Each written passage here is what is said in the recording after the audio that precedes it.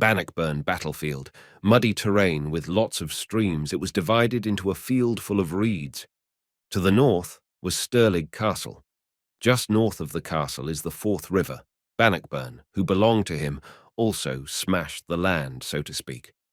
The only dry place here was connected to the Roman road from Falkirk to Stirling. The road intersected with Bannockburn. Terrain conditions due to the wooded areas on the left and right of this road, it was getting harder. If the British did not want to grapple with frequent trees, they had to turn to the right. In fact, the land on the right is also due to the tides of the Forth River. It became an insurmountable swamp. Nevertheless, the Dryfield Road here could be used to cross the Scots. Robert made grooves on the swampy land where his opponent thought he would cross the river, and he put a stake in these gutters.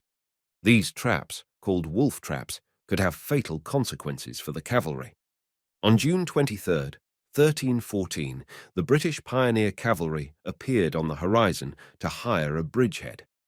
Unaware of their future, troops forced the bridges on the Roman road as a first task. Henry de Bohun led the pioneers. Young Henry suddenly found himself dueling with the Scottish king. When Henry rushed to the king with a ship that looked straight at his enemy, he escaped the attack with a skillful move and killed Henry with his axe. The heroic fighting in front of their kings increased the enthusiasm of the Scottish soldiers. As Bruce and his men are dealing with this cavalry, Scottish infantrymen had another problem. Sir Clifford Robert was busy crossing the river with 300 men, and his purpose was to reach Stirling by passing the opened cavities.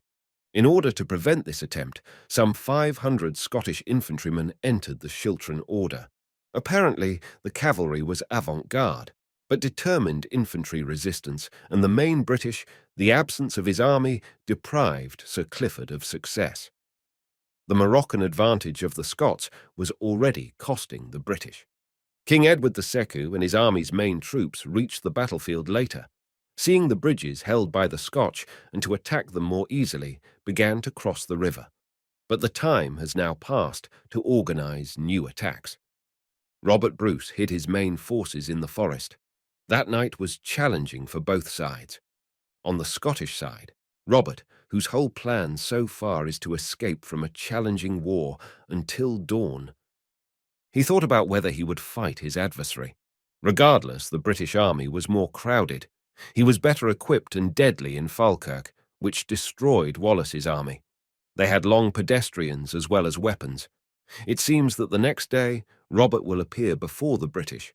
Everything he'd earned since the day would risk it. The situation of the British was even more severe. The army was completely cut off from discipline. Soldiers who spent their last days walking in the middle of summer, now he was officially rolling in the mud. The place where they set up their tents was mud. The army was spreading in the mud as he was going to stay at night, and the order was broken. The cavalry was more separated from the pedestrians.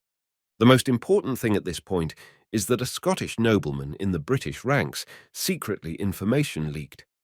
With this intelligence, Robert realized that the British were in a bad situation, and suddenly he began preparations for the attack. He would attack with the first light of the sun.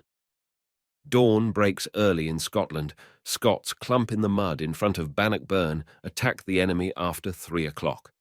The Scots came out of the forest in Chiltern order. Chiltron to protect themselves with the shields of the lance infantry is the military order in which they took their place. It is especially used for spraying mounted units.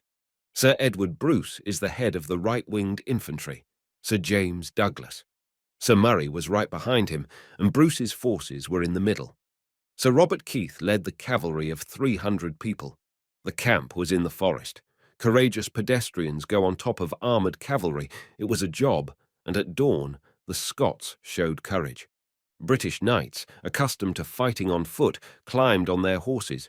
Scots approaching in Chiltern, they attacked the British army, which had lost its mobility. The horses, who felt Scottish crows under their noses, were terrified. The rear ranks of the British army were regressed into the ditch of Bannockburn.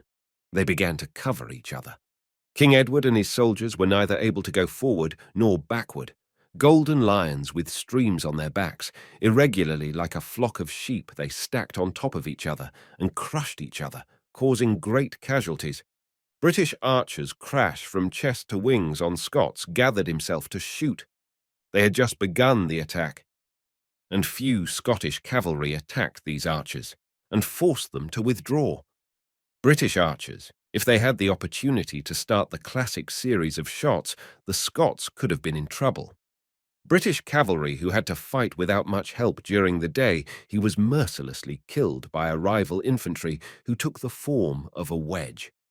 The Brits crush each other at the tip of the spears or drown in the water was dying. The winner of the war was obvious now. Robert de Bruce had defeated the British army in a battlefield battle at Bannockburn. During that rage, the Scots were about to catch Edward II. With the help of several knights, the king managed to escape from the area. He went straight to Stirling Castle. Castle Philip Sir Philip did not take him to the castle because the war had been lost, and therefore a few days before the surrender of the castle. When the king was not taken to the castle, he found a way and disappeared, and made his way to his capital. To listen to what was told that day, there was such a violent war that the Scots they did not need to use the bridge to cross the stream, because the bodies had already filled the creek bed. Robert the Bruce, who won the square that summer, Scotland has de facto independence. The rebellion was successful, and after William Wallace, Scotland, he found his new protector. That day was the day of the Lance Infantry, Chiltron I.